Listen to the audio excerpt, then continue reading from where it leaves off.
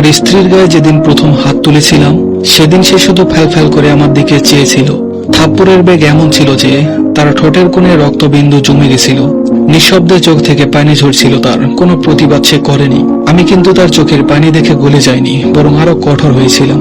তারপর থেকে দেখলাম আমার সমস্ত কাজকর্ম বেশ গুছিয়ে করত। কোনো কাজে আর ঝামেলা ছিল না। তখন বুঝেছিলাম নারীজাতকে মাথায় নয় পায়ের তলায় রাখতে হয়। বেশি আলগা দরদ দেখালে বিগড়ে যায় এরা। তাই তাকে কন্ট্রোল রাখার জন্য পান থেকে চুন খসলেই মারতাম। একসময় দেখলাম আমার স্ত্রী আর আগের মতো চঞ্চল নেই। প্রয়োজন ছাড়া কথা বলে না, কোনো আবেগ আর দেখি না। যা বলি বিনা বাক্যে করে দেয়। মাঝে মধ্যে মনে হতো যেন একটা রোবট নিয়ে ঘর করছি। ওর হাসি মাখা মুখটা ভুলে গেছিলাম। এক রাতে দেখি স্ত্রী পাশে নেই।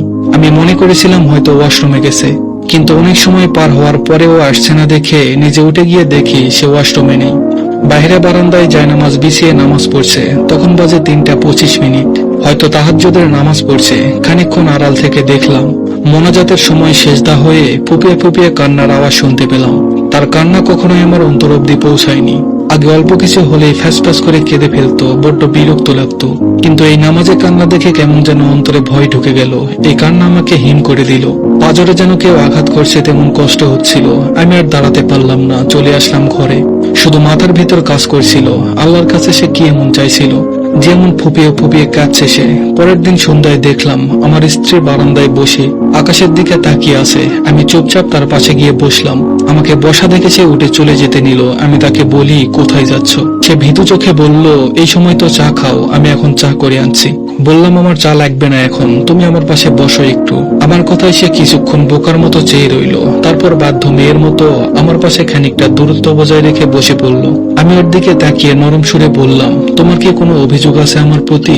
এমন প্রশ্ন করাতে সে আমার চোখের দিকে তাকিয়ে থাকলো কিছুক্ষণ। হয়তো বুঝতে চেষ্টা করছিল কেন এমন প্রশ্ন করেছি হঠাৎ। অন্যদিকে তাকিয়ে সে শান্ত স্বরে বলল, অভিযোগ আমার আর কোনো মানুষের কাছে বলি না। যা অভিযোগ তা সব আল্লাহর কাছে পেশ করি।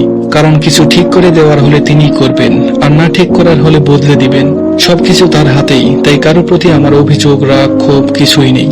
বললাম, তাহলে কাল রাতে নামাজে এমন কি প্রার্থনা করছিলে যে কাঁদছিলে তুমি? সে আমার দিকে তাকিয়ে বলল, একটা সময় ছিল যখন আল্লাহর কাছে তোমাকে পাওয়ার জন্য ঠিক ওইভাবেই কাঁদতাম প্রতিটা মোনাজাতে।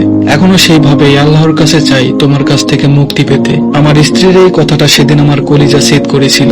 একটা সূক্ষ্ম ব্যথা অনুভব করছিলাম।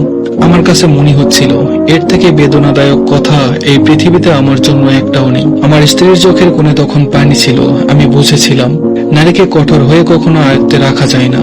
মেয়ে মানুষ আল্লাহর কাছে অত্যন্ত প্রিয় এবং দামি। তাই পুরুষের কাছে সে দাসী নয়, ভালোবাসার হয়ে গেছে, দেখেছো?